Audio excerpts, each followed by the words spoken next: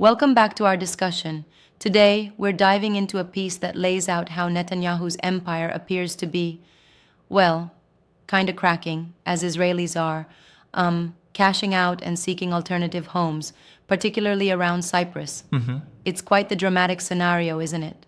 Yeah, that whole situation is wild.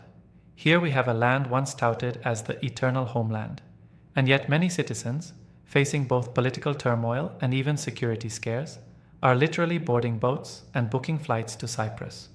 What do you make of that shift? Right. So it's like this. While Netanyahu's leadership still clings to the claim of a divinely ordained land, a growing number of Israelis are basically fleeing the turmoil, almost as if they're saying, if this is our promised land, why is it turning into a dangerous arena? Yeah, exactly. It's ironic, isn't it? This exodus turns the idea of a permanent, eternal settlement upside down, as if the concept of next year in Jerusalem might now be more of a holiday tagline than a permanent promise. Oh, totally. And, consider the details.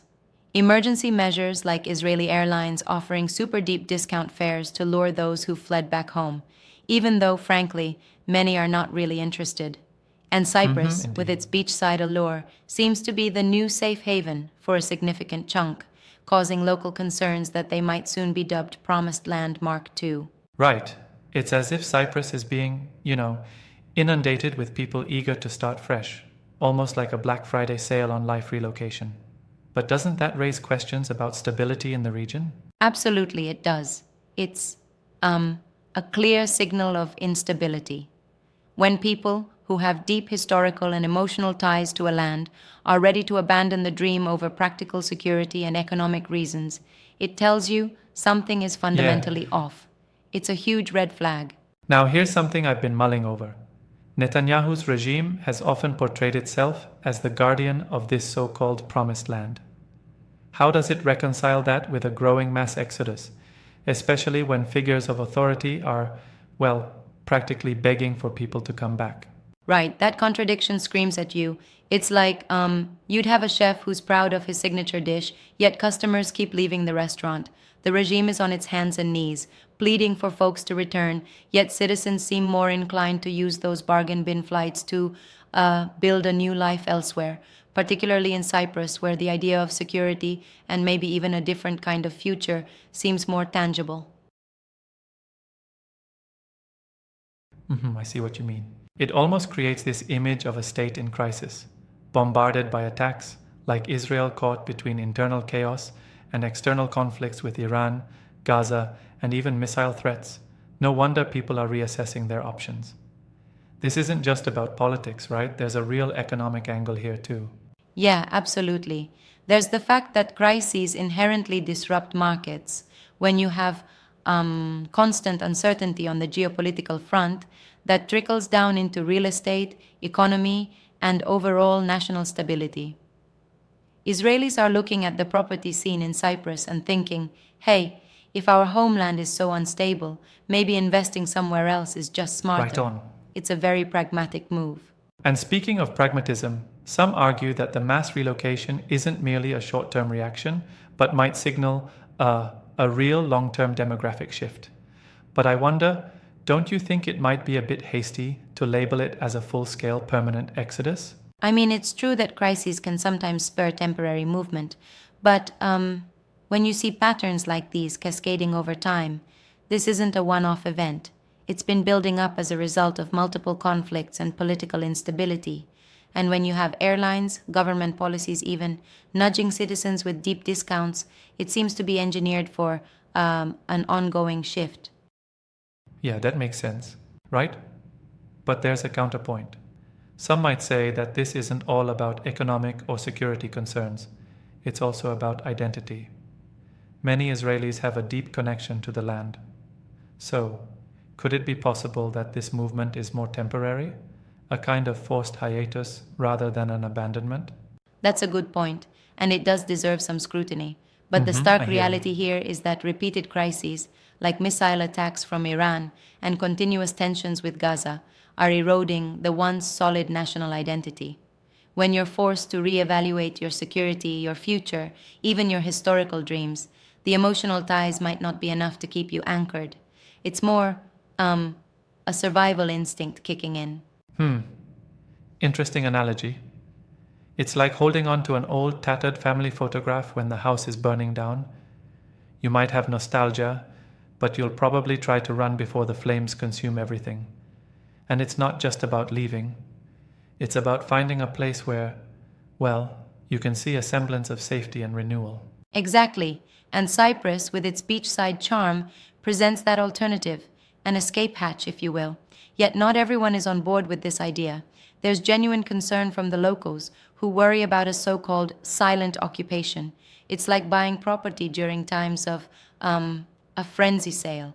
You get excited by the low prices, but then the community dynamics change forever. It's bound to create tensions. Right. Speaking of tensions, there's also the international perspective. Israel's internal struggles might impact its foreign policy and regional dynamics, especially with the ongoing Israel-Iran tension. How do you see that playing out? Oh, certainly the whole scenario is interconnected. When a country is seen as faltering at home, its geopolitical leverage might suffer. And when citizens begin to view alternative nations as safer havens, you get a shift in not just economic, but also diplomatic power. It sort of weakens the state's internal legitimacy, which can be exploited by opposing forces. It's a cascading effect. Yeah, right.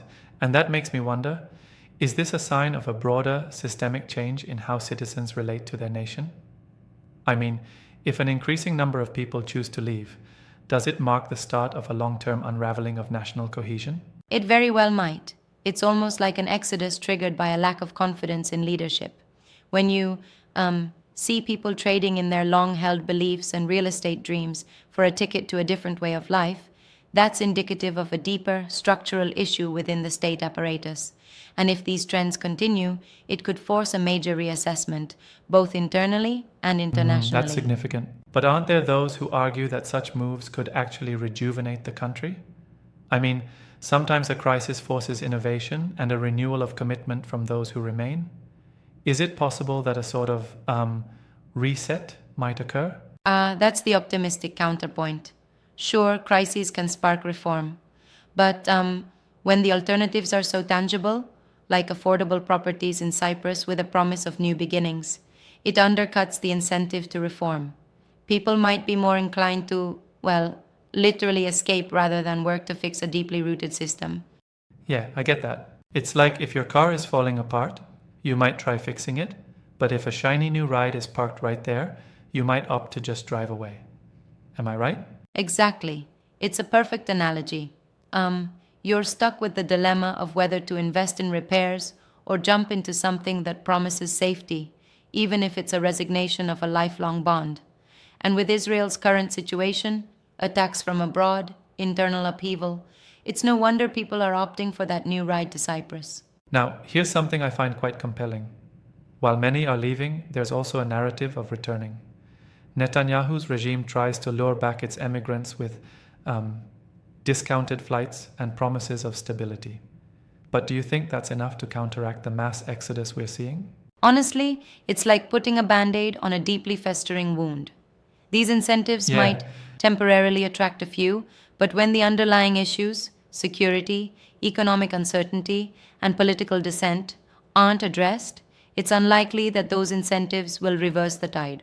The economy, the real estate market, public trust, everything is tainted by ongoing conflict and frustration. Right. So the real question becomes, how sustainable is a regime that has to beg its people back with superficial measures while the groundswell of discontent grows among the citizens? Totally unsustainable, honestly. And that leads us to a broader reflection. When a state, celebrated as a promised land, finds its very fabric unraveling because its citizens seek safety and an alternative quality of life elsewhere, then perhaps it's time to rethink not only the leadership, but the very ideals that have held it together. A hard truth indeed. So, do you think there's a path forward for Israel, or are we witnessing a kind of irreversible transformation in the national identity? Well, it's tough, isn't it? On the one hand, historical and cultural ties run deep, like roots that have withstood many storms. but on the other, persistent instability and external pressures, such as the relentless Iran threat and periodic flare ups in Gaza, leave the people questioning whether this rootedness can be preserved in today's volatile climate. Yeah, it's a real crossroads. And interestingly enough, this also challenges long held narratives about the land itself. As if when a promised land starts feeling more like a trap, it forces a complete re-evaluation of what that promise truly means. Exactly, it's that kind of self reflection that often comes out of prolonged crises. Are you staying because of memories and identity, or are you leaving because you need actual security and a future you can rely on? And when you see so many choosing an escape route to Cyprus, it really underscores that the latter is winning right now. It's eye opening.